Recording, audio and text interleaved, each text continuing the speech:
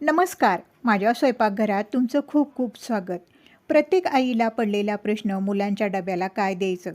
प्रत्येक आईची एक धडपड असते, आपल्या मुलांनी सगळ्या भाज्या खाव्यात, सगळ्या प्रकारच्या भाकरी खाव्यात, असं प्रत्येक आईला वाटतं. म्हणून हा खास व्हिडिओ मुलांसाठी, आईसाठी. भरपूर भाज्या घातलेला बाजरीच्या पिठाचा पिझ्झा आज आपण घरच्या घरी एकदम सोप्या पद्धतीने कसा करायचा ते बघणार आहोत. झटपट तयार होणारा मुलांच्या डब्याला, नाश्त्याला हा पिझ्झा तुम्ही करून देऊ शकता. चला करूया.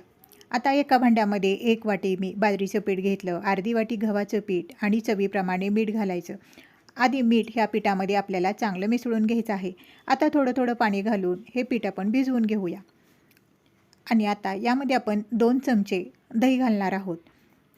दही घातल्यावर परत चांगलं मिसळून घ्यायचं आहे.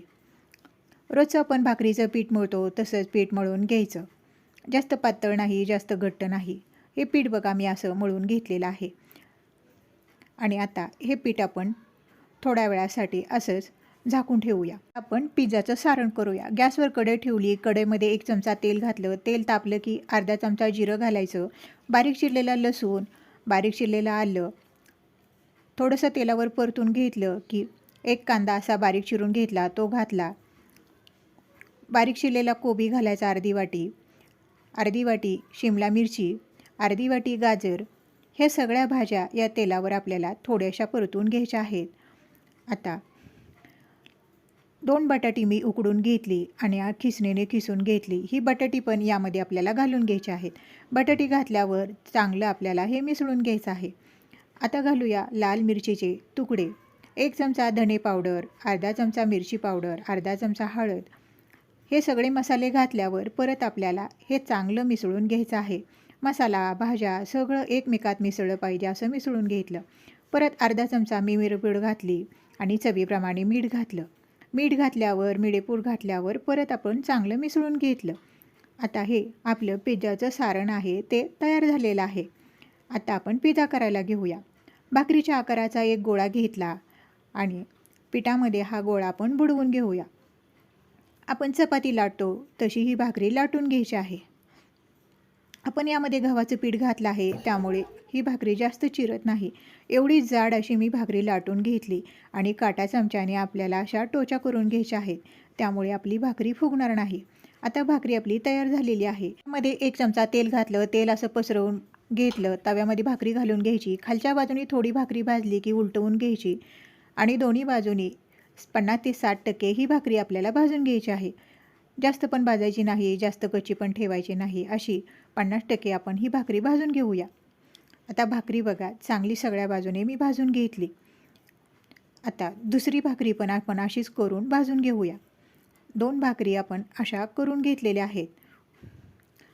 आपल्या ह्या 2 भाकरी तयार झालेल्या आहेत. आता आपण या एका भाकरीवर असा टोमॅटो सॉस लावून घ्यायचा. सगळ्या बाजूनी असा चांगला टोमॅटो सॉस लावून घ्यायचा आणि हे केलेलं सारण आहे ते असं वरून लावून घ्यायचं.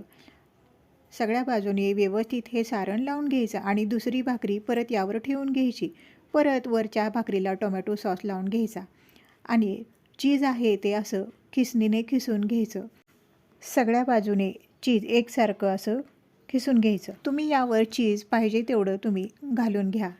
आणि आता चिरलेल्या भाज्या अशा यावर लावून घेतल्या आणि थोडासा ऑरेगानो यावर असा टाकून घ्यायचा.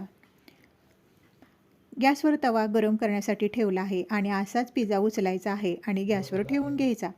ताट झाकून 5 मिनटं हा पिझ्झा आपण चांगला भाजून घेऊया. थोड्या वेळाने ताट काढून बघायचा आहे आपला पिझ्झा भाजला आहे का बघा. 5 मिनटात हा आपला पिझ्झा बघा तयार झालेला आहे. आणि आता कटरने हा पिझ्झा आपण कापून घेऊया. एकसारखे असे 4 भाग करून घ्यायचे. मुलं भाज्या खात नाहीत, भाकरी खात नाहीत, म्हणून असा तुम्ही भरपूर भाज्या घातलेला बाजरीच्या पिठाचा पिझ्झा तुम्ही डब्याला, नाश्त्याला मुलांना करून द्या. तुम्हाला हा पिझ्झा कसा वाटला कमेंटमध्ये सांगा. तुम्हाला हा पिझ्झा थोडा तरी आवडला असेल तर व्हिडिओला नक्की एक लाईक करा, चॅनलला सबस्क्राईब करा. हा व्हिडिओ तुम्हाला मनापासून आवडला तर तुमच्या मित्रमैत्रिणी, नातेवाईकांना शेअर करा. व्हिडिओ पाहिल्याबद्दल तुमचे मनापासून धन्यवाद. भेटूया पुढील व्हिडिओमध्ये.